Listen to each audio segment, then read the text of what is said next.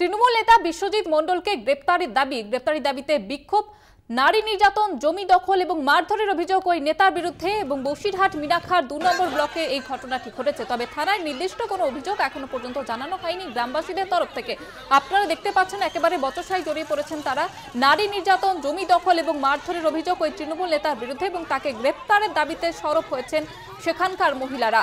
বসিরহাটের মিনাখা ২ নম্বর ব্লকে এই ঘটনাটি ঘটেছে। তবে থানায় নির্দিষ্ট কোনো অভিযোগ এখনো পর্যন্ত দায়ের হয়নি। গ্রামবাসীদের তরফ থেকে একাধিক অভিযোগ দায়ের করা হচ্ছে তার বিরুদ্ধে।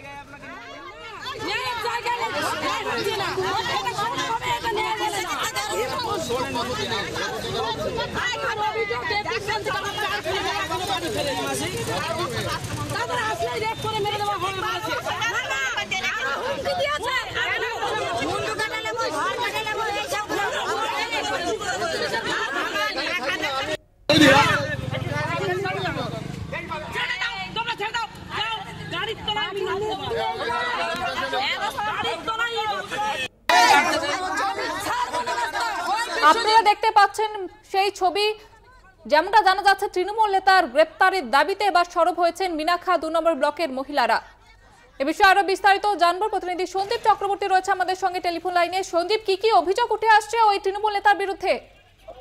দেখো, বুথ সভাপতি ১৮৫ নম্বর যে মিনাখার যে ২ নম্বর ব্লকের যে বকিরুল্লাহ তালতলা রয়েছে, সেখানে বিশ্বজিৎ মণ্ডলের বিরুদ্ধে যে একাধিক জমি দুর্নীতি এবং নারী নির্যাতনের অভিযোগ রয়ে আজকে দুপুর সকাল ১১টা থেকে শুরু করেছে ওখানকার যে মহিলারা, গ্রামের মানুষ।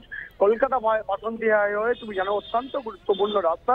সে বাসন্তী হাইওয়ে তারা রাস্তার উপরে শুয়ে প্রতিবাদ বিক্ষোভ করেছে ওই নেতার গ্রেপ্তারের দাবিতে। কিন্তু পাশাপাশি এটাও তোমাকে বলি, ওই বিশ্বজিৎ মণ্ডলের বিরুদ্ধে নির্দিষ্টভাবে কিন্তু থানায় কোনো অভিযোগ দায়ের করেনি, বিশেষ করে গ্রামের মহিলারা।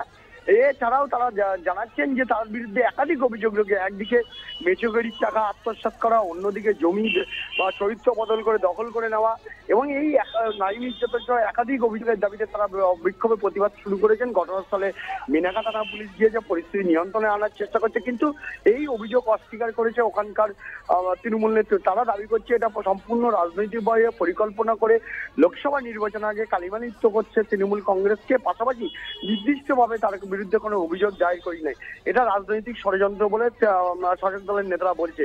কিন্তু যে অভিযোগটা দেখা গেছে, গ্রামের মানুষ তারা বাসন্তী হাইয়ের ওপর রাস্তার উপরে শুয়ে, রাস্তার উপরে বসে তারা অবরোধ বিক্ষোভ শুরু করেছেন এবং এই গুরুত্বপূর্ণ রাস্তায় যানজটের সৃষ্টি হয়েছে। পাশাপাশি একাধিক পরিবহন, একদিকে সন্দেশখালী, অন্যদিকে ২ চব্বিশ পরগনা, বিশেষ করে দক্ষিণ ২৪ পরগনা যাওয়ার যে রাস্তা, অত্যন্ত গুরুত্বপূর্ণ রাস্তা, সেখানে এই বিক্ষোভের ফলে পরিবহন ব্যবস্থা স্তব্ধ হয়ে পড়েছে।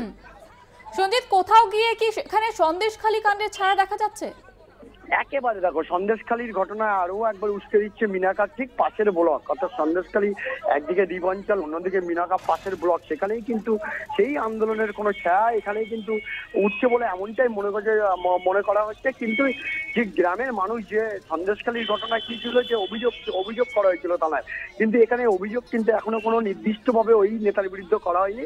কিন্তু সেই ছায়াটা কেন কোনো একটা জায়গায় যে একটা কাজ করছে, অর্থাৎ সন্দেশখালীর যে আন্দোলনে সংগঠিত হয়েছিল, প্রতিবাদ হয়েছিল, বিক্ষোভ হয়েছিল, এই ছায়া কিন্তু এই মিনাখা ব্লকে। একেবারে সন্দীপ, ধন্যবাদ জানাবো তোমাকে।